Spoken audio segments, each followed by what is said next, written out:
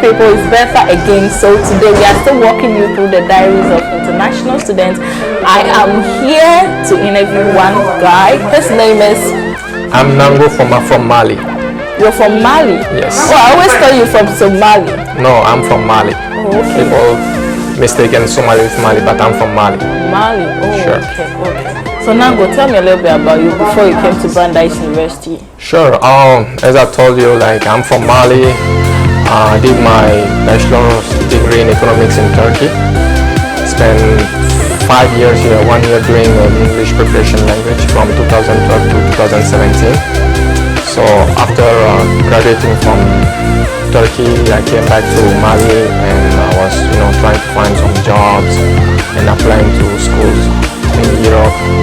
I wanted to do my master in development economics, and I found one school doing it in Germany, Göttingen University. I applied once, I got rejected, and the second time I went for it, I couldn't get the place because they were limiting the space to only 30 students. Okay, so was this school in the Europe? Yeah, it was in Europe, in Germany. Oh, okay. So, and we have, people say that you don't put all your eggs in one basket. So my dad told me to go for the Fulbright Scholarship. But my main goal was to, I was really focusing on getting to Germany. That was my first goal. So tell me more about Fulbright Scholarship, because I know it's not a very easy scholarship to get. How many people got Fulbright Scholarship in Mali? All right, so Fulbright is really known to be like one of the most prestigious awards someone could get. I know. And I didn't know much about it, to be honest. So my dad was the one who pushed me to apply for it at the first place. So I did some digging myself and I saw some good reviews about it, people saying some good stuff about it, and I went for it because I come from a country where French is the official language. Okay. So most of Malians, they study in French. Oh, okay. So me, I got the chance to go to Turkey where I study in English mainly, so I had an advantage.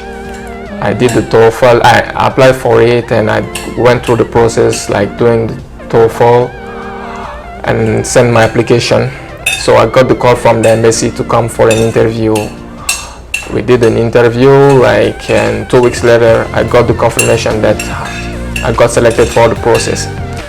And during the final stage of the process, we were a total of 5 people, but only 3 people got went through the final stage. Okay, so do you know the total number of people who actually applied for the Fulbright Scholarship? 250 applied in 2019. That's where I got the scholarship. So a total of 250 people, but only 3 people went through the whole process. 3 people got the main award at the end. Okay, so I know that this scholarship is fully funded, right, with stipend and all that. Sure. It means you are very rich. I'm not very rich. Okay, so this is an international platform. People want to maybe apply. Getting full scholarship is very tough. Which year do they really publish? If maybe someone wants to apply for Fulbright Scholarship, which months do they have to look out for, and what's the website or something that they could do? Okay, so Fulbright, since it's a program funded fully by the US embassy, so when people want to apply for it, they have to make sure that the country is eligible for the Fulbright. So some countries, they don't have Fulbright Scholar. Oh, I see. So that's the first thing you have to look for, and afterwards they do the application during January, February, and the process takes 1 year, the whole process. Wow. From the application, the interview. After you finish the interview, you go through the TOEFL, the GRE, all this. It takes 1 year, so it's a long process. It's very stressful, but it's worth it when you make it at the end. Sure. Okay, so maybe if you're watching us, you can just go to the Fulbright page to get more information about the Fulbright Scholarship. Okay, so fast forward, you got admission to the Hella School, that's Brandeis University. So how was your visa interview like? What's your visa type? Which visa type are you on? I know we have F1, J1 and all that.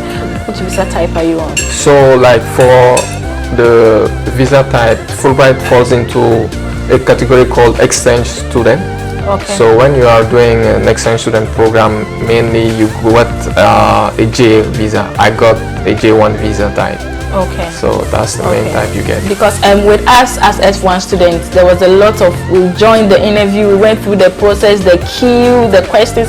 How was yours like as a J1 student? Were you asked a lot of questions? Has there been instances where a J1 student maybe receiving maybe a scholarship like from Fulbright rejected maybe from the embassy or something? Because F1, if you're an F1 student and you're coming there, it's a high chance that sometimes they reject because they feel like you don't have full scholarship, your other funding is from family, friends, they don't really trust it. But something like Fulbright that has full funded and is fully funded with stipend and all that, how was your interview process like at the embassy? That's the American embassy. Okay, that's a good question, because you know, when you heard Fulbright, you think that okay, there is no reason for me to get a rejection. You know, you feel like it's guaranteed. But this is a misconception. Oh really? Yeah, so I've heard some cases where people got rejected because it is two different entities. I got the Fulbright, that's one thing, but getting the visa is another thing, which is completely different. So they don't treat you just because you have a Fulbright, okay, we're gonna give you the visa. So they will treat you as a normal person who is going through the channel. So if there are some, you know, complication, you may get a denial from your visa. But just thinking like, okay, I got the scholarship, I will not get the rejection, that's not true. I've heard some cases where people get rejected. I don't know the reason, but I've heard some cases. So it's not like always straightforward that J1 Fulbright to go. I see. Okay, so how was your interview like when you went? What time did you go? Like, do you really have a lot of people going to that embassy? Because I know in Ghana, every day we have like over 200 people going to the embassy for interviews and all that. How was yours like? Oh, the interview process was like kind of difficult as well, because I was kind of in a tight situation. I needed to apply for like an interview spot, because at that period of time in Mali we had many people applying for the visa.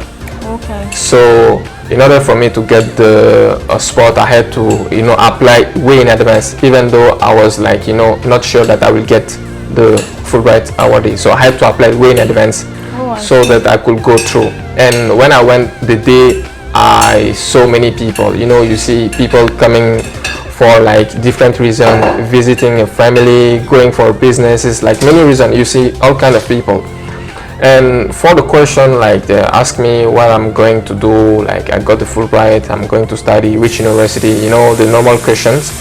So and an answer, I got the visa. So it's all about answering the right question, being confident and all that. Sure. Yeah. Okay.